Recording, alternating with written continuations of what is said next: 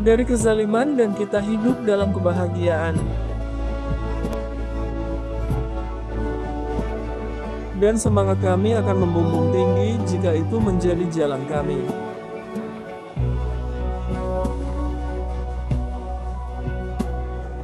Dalam agama kami percaya dan kami membaca firman Pencipta kami.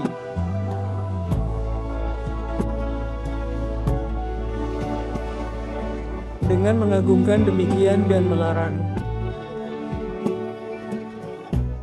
Selawat dan salam sepanjang kekuasaan Allah atas keluarga dan sahabatnya sebanyak tiap atom 1000 kali. Ya Allah, limpahkan salawat dan salam kepada Nabi Muhammad, pembuka rahmat MU, sebanyak ilmu MU, salawat abadi sepanjang kerajaan MU, juga atas keluarga dan sahabatnya, sebanyak makhluk MU, ridha MU, seberat arsi MU, dan kalimat MU. Ya Rab, Tuhanku, ampuniku, rahmatilah aku, terima tobatku.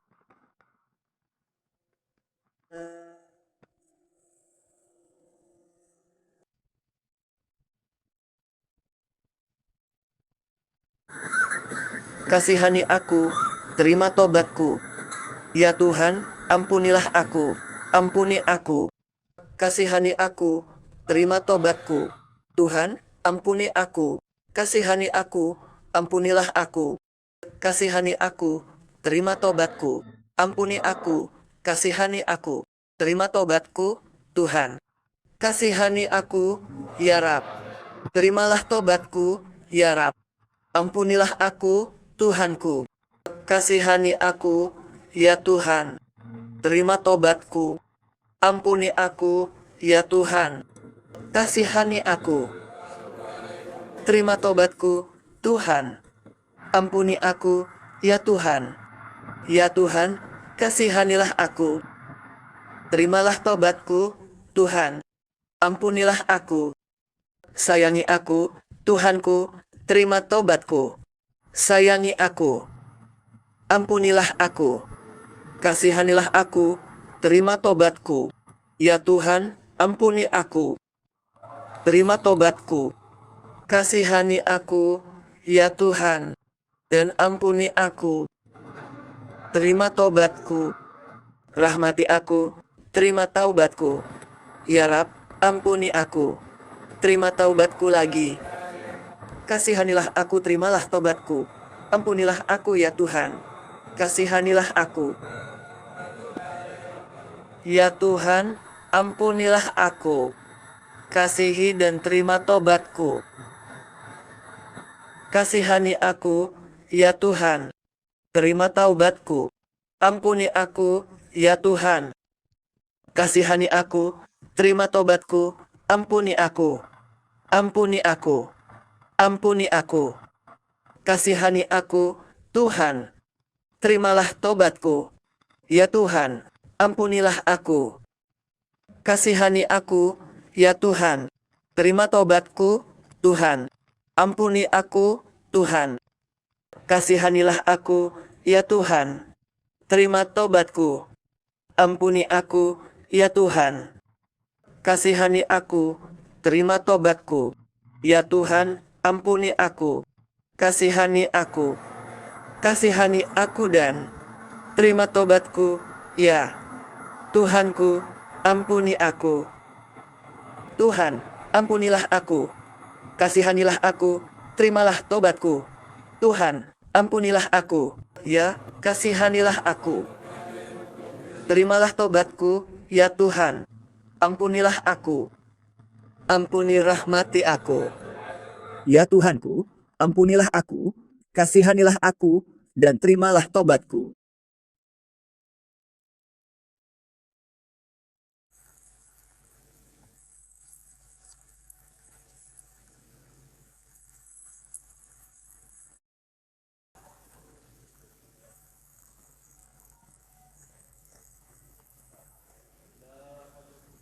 Allahumma, salawat salam berkah atas Nabi, keluarga sahabatnya.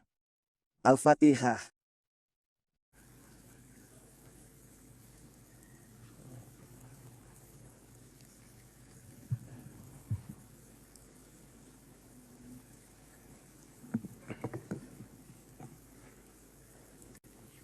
Bismillah Maha Pengasih, Alhamdulillah Tuhan semesta alam.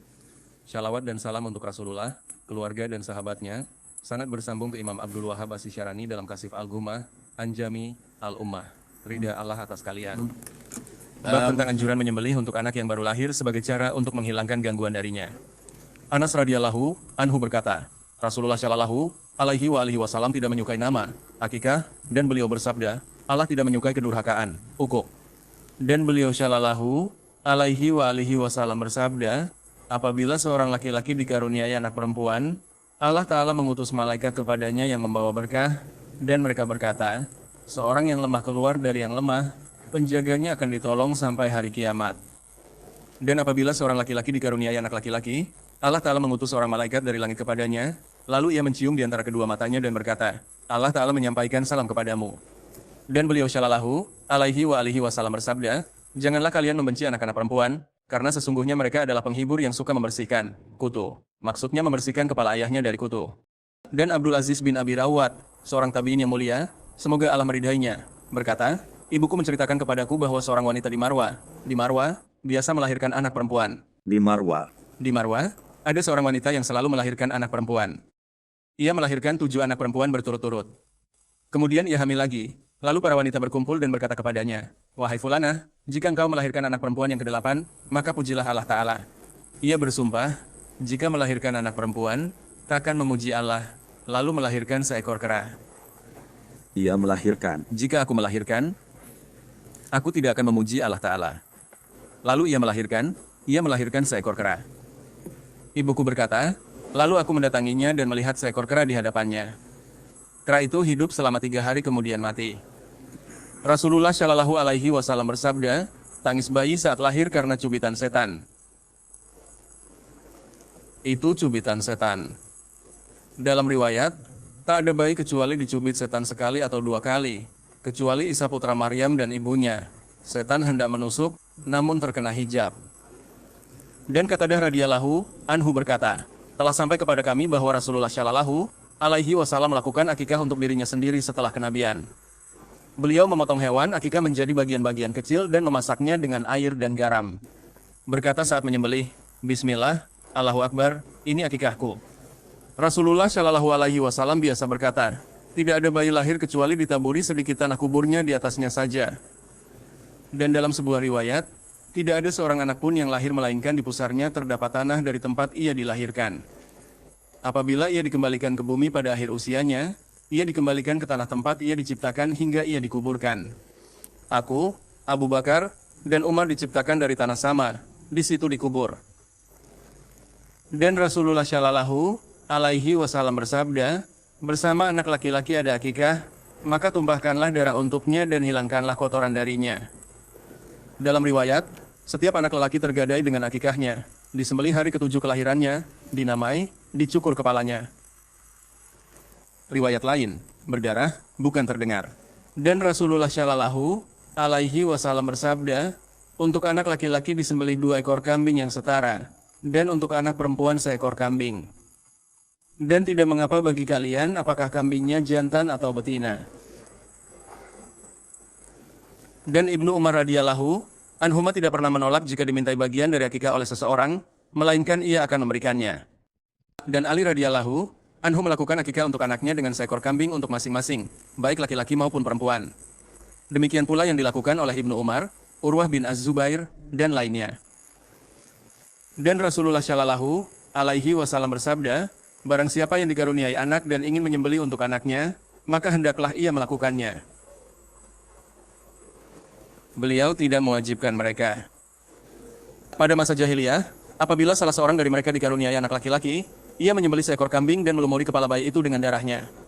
Ketika Islam datang, mereka menyembelih seekor kambing, mencukur kepalanya, dan melumurinya dengan zafaran.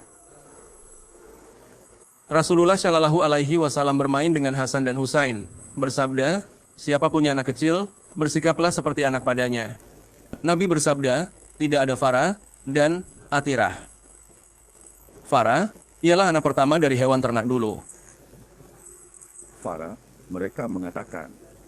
Dan farah, yaitu anak pertama dari ternak yang mereka sembelih untuk berhala-berhala mereka. Dan atirah, yang mereka sembelih pada bulan Rajab. Kemudian Rasulullah Shallallahu Alaihi Wasallam memberikan keringanan dalam hal itu dan bersabda, sembelihlah karena Allah, berbuat baiklah karena Allah, dan berilah makan pada bulan apapun. Perkara pun tetap demikian.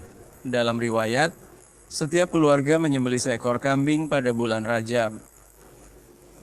Rasulullah Shallallahu Alaihi Wasallam melarang sembelihan bagi jin. Az-Zuhri ditanya, ia berkata, pada masa jahiliyah, bila seseorang membeli rumah, sumur, atau yang sejenis, ia menyembelih untuk burung agar menolak gangguan penghuni jin. Anas radhiyallahu anhu berkata, ketika Ibrahim, putra Rasulullah Shallallahu Alaihi Wasallam, lahir, Rasulullah Shallallahu Alaihi Wasallam sangat gembira karenanya. Bidan yang menanganinya adalah Salma, istri Abu Rafi. Ketika Abu Rafi memberitahukan kabar gembira kepada Rasulullah Shallallahu Alaihi Wasallam tentang kelahiran Ibrahim, beliau memberinya seorang budak. Beliau mencukur rambutnya pada hari ke-7 kelahirannya dan menguburkan rambutnya setelah bersedekah perak seberat timbangannya. Beliau memberinya nama, kemudian menyerahkannya kepada Ummu Saif di Madinah untuk disusui, karena Maria sibuk melayani Rasulullah Shallallahu Alaihi Wasallam. Maka Rasulullah Shallallahu Alaihi Wasallam pergi ke tempat Ummu Saif, lalu ia memberikan Ibrahim alaihi salam kepada beliau, lalu beliau menghirup aromanya dan menciumnya, kemudian menyerahkannya kembali kepadanya. Ya Allah, limpahkan shalawat salam MU kepada Nabi Muhammad mulia, keluarga dan sahabatnya, sebanyak ilmu MU dan tinta kalimat MU, ketika zikir menyebut MU dan beliau, yang lalai melupakan. Ya Allah, limpahkan shalawat dan salam terbaik MU kepada Muhammad, keluarga dan sahabatnya, sebanyak ilmu MU dan tinta kalimat MU, setiap zikir menyebut MU dan dirinya, juga saat kelalaian.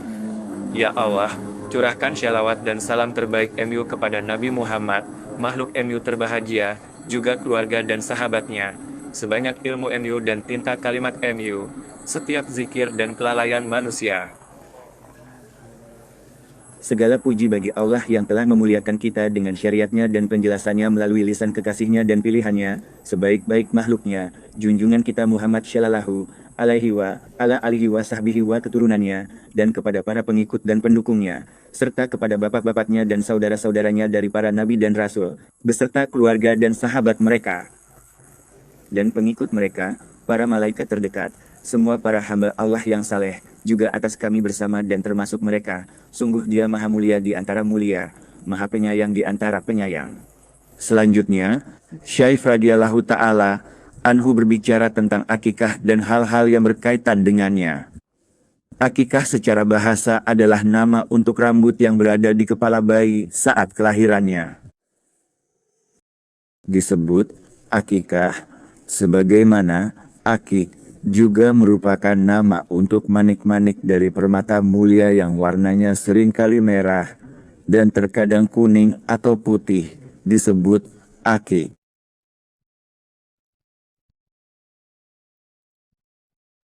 Maka secara bahasa, kata itu digunakan untuk hal tersebut, dan secara syariat, ia adalah hewan yang disembelih saat mencukur rambut bayi yang baru lahir. Maka dinamakan dengan nama yang menyertainya, yakni penyembelihan yang dilakukan saat mencukur rambut, akikah, yaitu rambut yang ada di kepalanya. Disunahkan saat akikah mencukur rambut bayi yang baru lahir. Maka rambut yang ada di kepalanya saat lahir disebut akikah.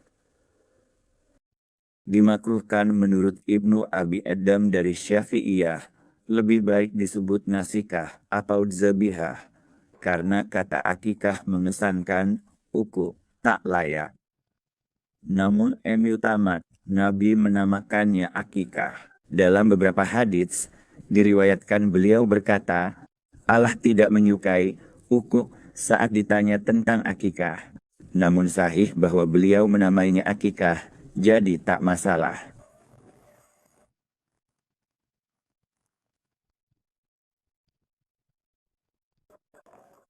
Di dalamnya terdapat penampakan kegembiraan dan syukur atas nikmat Allah Tabaraka wa Ta'ala, dan juga sebagai pengumuman nasab dengan melaksanakan akikah. dan kemaslahatan-kemaslahatan lainnya. Ulama Syafi'iyah dan Hanabilah mengatakan bahwa hukumnya adalah sunnah muakkadah. Sunnah muakkadah, melakukan akikah, yaitu penyembelihan untuk bayi yang baru lahir. Ulama Malikiyah mengatakan hukumnya mandub, dianjurkan, dan mandub menurut mereka tingkatannya di bawah sunnah. Ulama Hanafiyah mengatakan hukumnya mubah atau tathau, sukarela. Maka,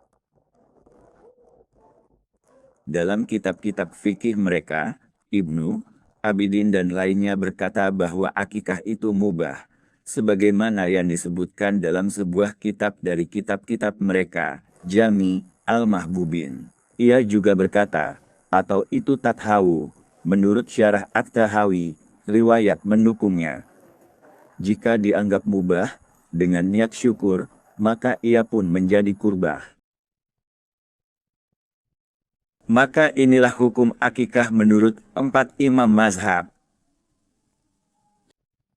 Beliau berkata, Nabi Shallallahu Alaihi Wasallam tidak menyukai nama akikah, bersabda, Allah tidak menyukai ukub. Saat seorang lelaki dikaruniai putri, Allah mengutus para malaikat kepadanya membawa berkah, berkata, lemah lahir dari lemah, pengurusnya ayah ibunya, ditolong sampai kiamat. Jika lahir anak lelaki, Allah utus malaikat langit, menciumnya, Allah bersabda, salam. Disebutkan At-Tabrani dalam Al-Awsat, jangan benci anak perempuan, mereka adalah penghibur, faliat yang menyisiri kutu, isyarat bahwa mereka melayani keluarga, ayah, dan ibu, hal yang tidak dilakukan anak laki-laki. Maha suci Allah, menaruh hikmah pada semua makhluk.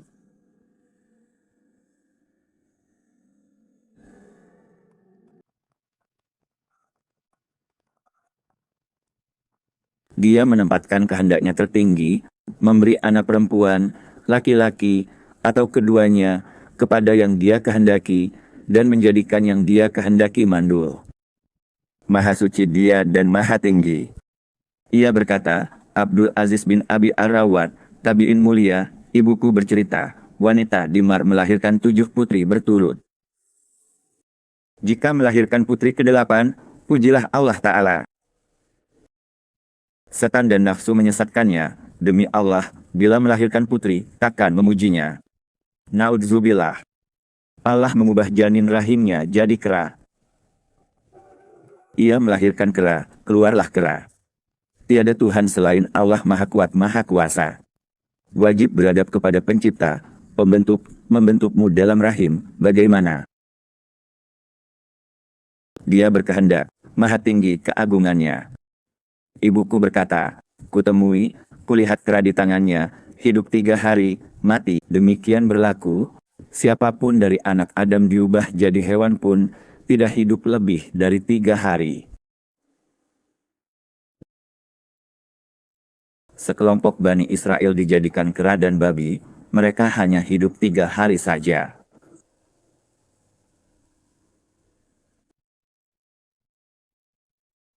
Kemudian disebutkan tangis bayi, terjadi saat setan menyentuhnya.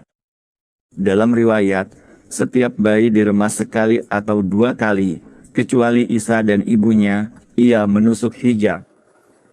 Kebanyakan bayi saat keluar dari rahim ibunya menangis. Secara lahiriah, ia keluar dari tempat biasa ke tempat baru tak biasa. Dan secara batiniah, Allah Ta'ala menciptakan setan pendamping, karin, untuk setiap anak Adam yang lahir bersamanya. Setan ini mulai bersiap-siap sejak bayi akan keluar. Ketika bayi keluar dari perut ibunya, setan menusuknya sebagai isyarat permusuhan sejak awal, seolah berkata, aku ditugaskan untuk menggodamu. Dan ketika tiba saat kelahiran Maryam,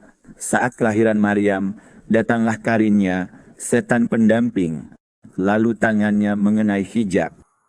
Hijab itu bisa berupa plasenta atau kain yang menutupi, sehingga ia tidak mengenai Maryam berkat doa Hannah, ibu Maryam, istri Imran. Dan aku memohon perlindungan untuknya serta anak-anak keturunannya kepada MU dari setan yang terkutuk. Maka Allah melindunginya, dan ia tidak memiliki keturunan selain Isa, putra Maryam. Demikian pula Allah Tabaraka wa Ta'ala melindunginya. Disebut dalam hadis Nabi Shallallahu Alaihi Wasallam tentang sebagian bayi Ahlul Bait, beliau berdoa, "Ya Allah, lindungi dia dan keturunannya dari setan terkutuk, seperti Fatimah dan lainnya." Maka sejumlah bayi lahir tanpa menangis saat keluar dari rahim ibu.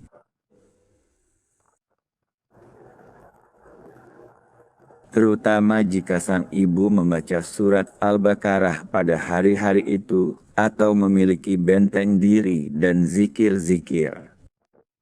Tangisan bayi saat setan menusuknya, tiap bayi diremas sekali 2 kali, kecuali Isa dan ibunya, ia menusuk hijab, hanya Allah.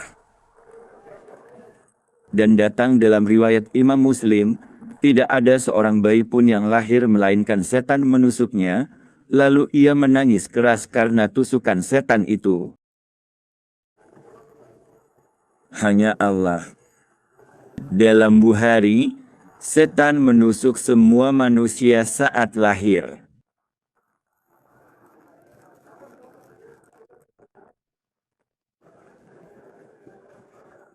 Jadi sebab tangis batin adalah tusukan setan.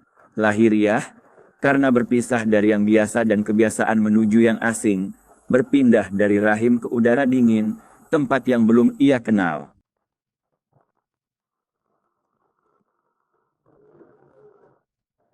Maka ia merasa asing dengan hal itu, dan seterusnya.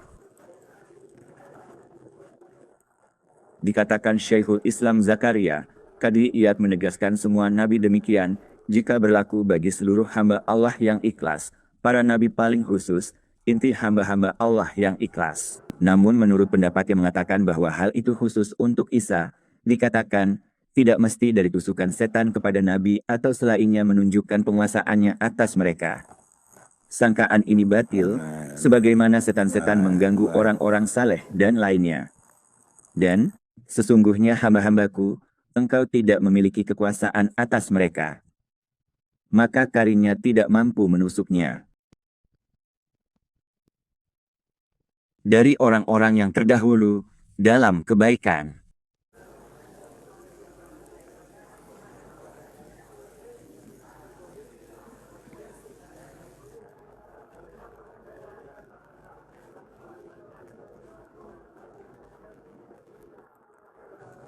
Kemudian disebutkan bahwa Syekhul Islam Zakaria menyatakan bahwa Al-Qadhi Iyad mengisyaratkan bahwa semua nabi juga demikian. Dan jika kita katakan bahwa hal itu berlaku bagi semua hamba Allah yang ikhlas, maka para nabi adalah yang khusus dan inti dari hamba-hamba Allah yang ikhlas. Tetapi, menurut pendapat yang mengatakan bahwa hal itu khusus untuk Isa, dikatakan, tidak mesti dari tusukan setan kepada nabi atau selainnya menunjukkan penguasaannya atas mereka. Sangkaan ini batil, sebagaimana setan-setan mengganggu orang-orang saleh dan lainnya. Dia berkata, telah diriwayatkan bahwa Nabi Muhammad melakukan akikah untuk dirinya sendiri setelah kenabian, padahal kakeknya Abdul Muthalib telah melakukannya pada hari ke-7, dagingnya dipotong kecil-kecil, lalu dimasak dengan air dan garam. Menyembelih. Bismillah, Allahu Akbar, akikahku. Diriwayatkan Ibnu Abid Dunya, Al-Fiyari, Etabarani, sanad lemah, mengakikahi diri pasca kenabian. Dan dengan ini para ahli fikih kami berkata, mazhab Syafi'i mengatakan bahwa akikah sebaiknya dilakukan pada hari ke-7, jika tidak maka pada hari ke-14, jika tidak maka pada hari ke-21, 7 setelah 7 setelah 7, dan seterusnya. Jika balik akikah orang tua sudah lewat, ia mengakikahi diri jika orang tua belum. Akikahi dirimu.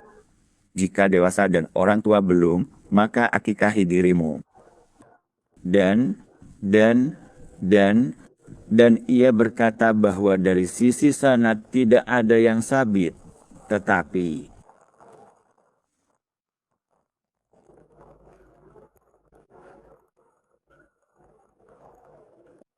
Mereka berdalil dengan pendapat yang membolehkan seseorang mengakikahi diri sendiri saat dewasa jika orang tuanya belum melakukannya. Masyhur dalam sirah, kakeknya, Abdul Muthalib, mengakikahi Nabi Shallallahu Alaihi Wasallam pada hari ke-7 kelahiran. Hari itu ia mengundang Quraisy dan para pemimpin majelis setempat yang terkemuka. Ia menamai Muhammad saat mereka hadir, nama itu tidak lazim. Mereka bertanya, mengapa? Agar dipuji penghuni langit dan bumi. Allah kabulkan harapannya di Ridhai. Dan dia berkata, sesungguhnya aku berharap penduduk langit dan penduduk bumi akan memujinya. Muhammad terpuji di langit dan bumi, pemilik kedudukan terpuji pada hari kiamat, Shallallahu Alaihi Wasallam beliau.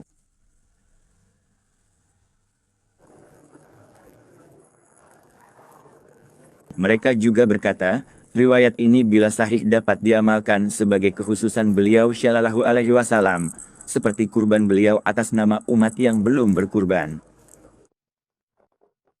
Dan Imam An-Nawawi dalam Syarh Al-Muhadzab dalam kitab Al-Majmu mengatakan bahwa hadis ini batil. Demikian juga disebutkan dalam Nailul Autar karya Asy Syaukani.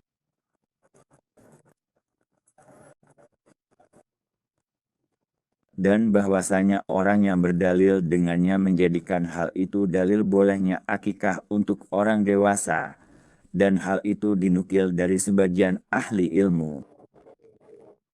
Dia berkata bahwa dia memotong-motongnya. Dan mereka berkata dalam sunnah akikah agar tidak mematahkan tulangnya, melainkan dipotong pada bagian persendiannya. Mayoritas ulama menyatakan sebaiknya dimasak, agar bagian sedekah diberikan sudah matang. Maka dianjurkan memasak daging akikah. Dan apa yang diriwayatkan dari Sayyidah Aisyah, sunnahnya adalah 2 ekor kambing yang sepadan untuk anak laki-laki dan seekor kambing untuk anak perempuan, dimasak, tulangnya tidak dipatahkan, lalu pemiliknya makan, memberi makan, dan bersedekah, dan itu dilakukan pada hari ke-7, dan itu lebih utama.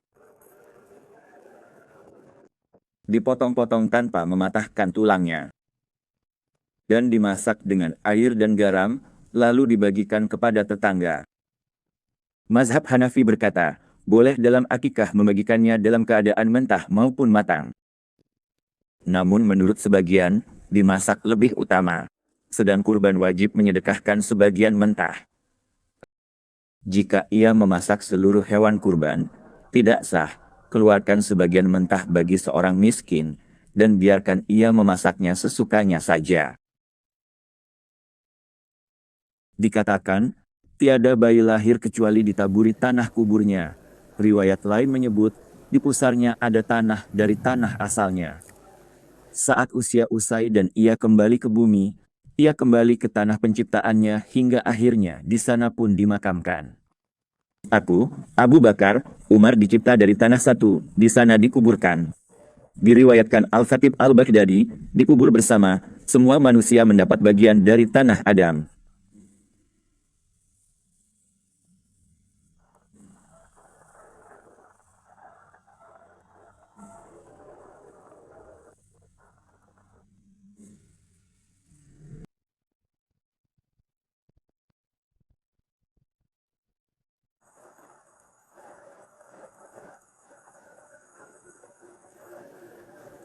Maka darinya ia akan kembali saat wafat, dan dikuburkan di tempat partikel yang diambil dari tanah yang menjadi bagian manusia itu. Maka ia dikuburkan di tanah tempat Allah membentuk jasadnya.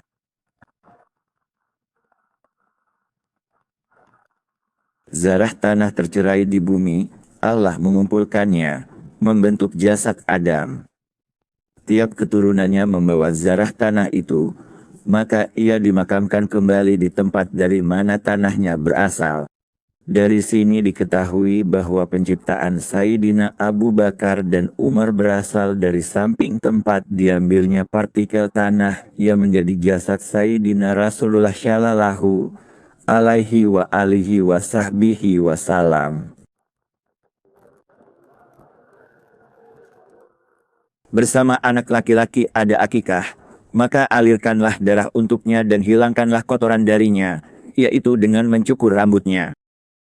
Dalam riwayat, setiap bayi tergadai oleh akikahnya, disembelih hari ketujuh kelahirannya, dinamai, rambutnya dicukur.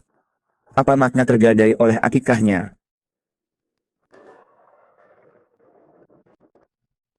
Artinya, ini adalah perkara yang ditekankan, yang tidak sepantasnya ditinggalkan oleh seorang ayah, dan dalam maknanya, Imam Ahmad dan lainnya menyebutkan bahwa jika ia meninggal dunia, jika ia meninggal saat kecil, syafaatnya untuk kedua orang tuanya akan berkurang jika tidak diakikahi. Tergadai.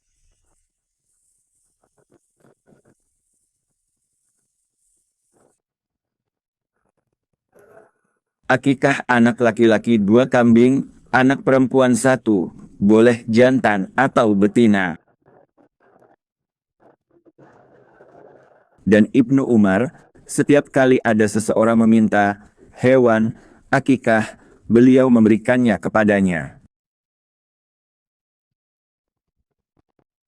Ali radhiyallahu anhu mengakikahi anaknya dengan kambing, bagi putra-putri pula.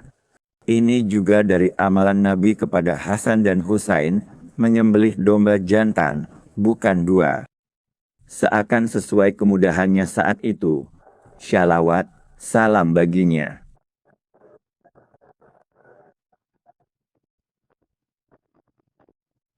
Siapa yang diberi anak, ingin menyembelih untuknya, lakukanlah.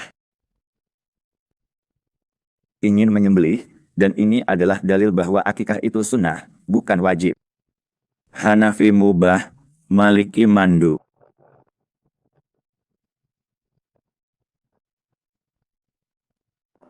Begitu pula Ibn Umar, Urwah, dan lainnya.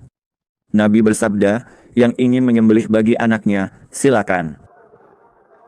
Yansuk artinya menyembelih, nasikah adalah sembelihan. Beliau tidak mewajibkannya atas mereka, maka itu tidak wajib.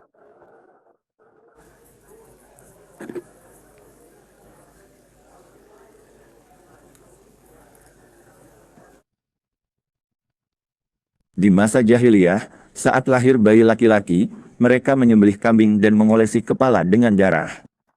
Ketika Islam datang, mereka menyembelih, mencukur, tidak lagi darah, melainkan zafaran, mewangikannya tanpa darah.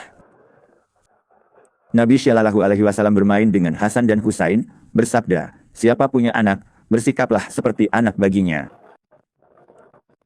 Beliau menempatkan diri pada tingkat pemahaman dan keadaan anak kecil, lalu bermain dengannya dan berjalan bersamanya sesuai dengan tingkat pemahaman dan akalnya. Kemudian, mengenai waktu penyembelihan akikah, mazhab Syafi'i dan Hanbali mengatakan dimulai sejak bayi terpisah dari ibunya, maka tidak sah akikah sebelum itu. Mazhab Hanafi dan Maliki mengatakan waktu akikah adalah hari ke-7 dan tidak boleh sebelum hari ke-7. Mazhab Syafi'i Hanbali sah saat bayi terpisah. Hari pertama, kedua, ketiga, Hanafi dan Maliki, tak ada akikah kecuali hari ke-7. Dan tidak sah sebelumnya. Maka hari ke-7 adalah yang paling utama menurut kesepakatan. Dan apakah hari kelahiran dihitung sebagai bagian dari 7 hari itu? Mayoritas fukaha terhitung dari 7. Malam tak dihitung, lahir malam, yang dihitung hari berikutnya saja. Pendapat yang berlawanan dengan yang lebih sahih menurut mazhab Syafi'i adalah bahwa hari kelahirannya tidak dihitung jika ia lahir pada siang hari, jika ia lahir pada malam hari, maka hari itu dihitung. Hari pertama dimulai dari hari kedua. Jika ia lahir di malam hari, maka hari itu dihitung dari 7 hari tersebut. Demikian pula mazhab Maliki mengatakan, hari kelahiran tidak dihitung bagi anak yang lahir setelah fajar, kecuali jika ia lahir bersamaan dengan fajar atau sebelumnya, maka hari itu dihitung.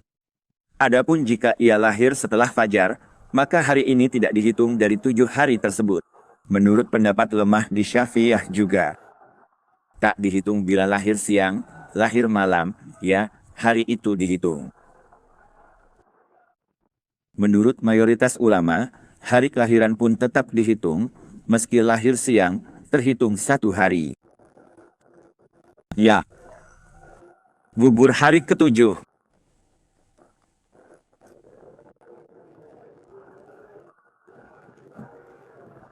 Mazhab Syafi'i mengatakan, waktu sahnya akikah bagi ayah dan semisalnya berakhir saat anak mencapai usia balik. Jika ditunda hingga ia balik, maka gugurlah hukumnya bagi selain anak yang dilahirkan itu, dan ia, anak itu, diberi pilihan untuk mengakikahi dirinya sendiri. Dan hal ini dianggap baik oleh As-Syafi'i dari kalangan Syafi'iyah dan lainnya, dan mereka mengatakan bahwa telah diriwayatkan bahwa Rasulullah Shallallahu Alaihi Wasallam mengakikahi dirinya sendiri. Shallallahu Alaihi Wasallam.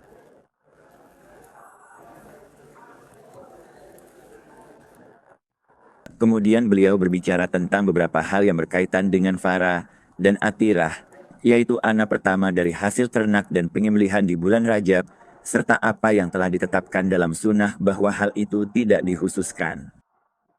Bukan dengan anak pertama hasil ternak, bukan terikat bulan Rajab atau lainnya. Wajib bagi mukmin yang menyembelih kapanpun, niatkan tulus untuk Allah Ta'ala, lalu bersedekah sebatas kemampuan yang mereka punya saja. Taufik dari Allah. Semoga kami diberi inabah, hasyah, istiqomah, dilimpahi karunia dan kemuliaan, diperbaiki urusan kami, serta urusan salihin dan hamba dekat, ahli tamkin, dengan kelembutan dan kesehatan. Akhiri kami terbaik, ridai kami, lembut sehat. Shalawat salam bagi Nabi, keluarga, sahabat. Al-Fatihah.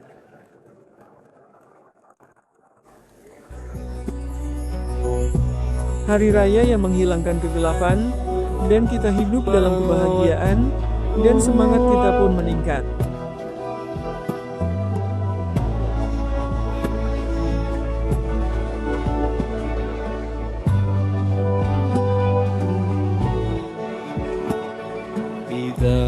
Jika metode kita dalam beragama adalah percaya dan melantunkan firman pencipta kita dengan penuh pengagungan, demikian pula larangan-larangannya.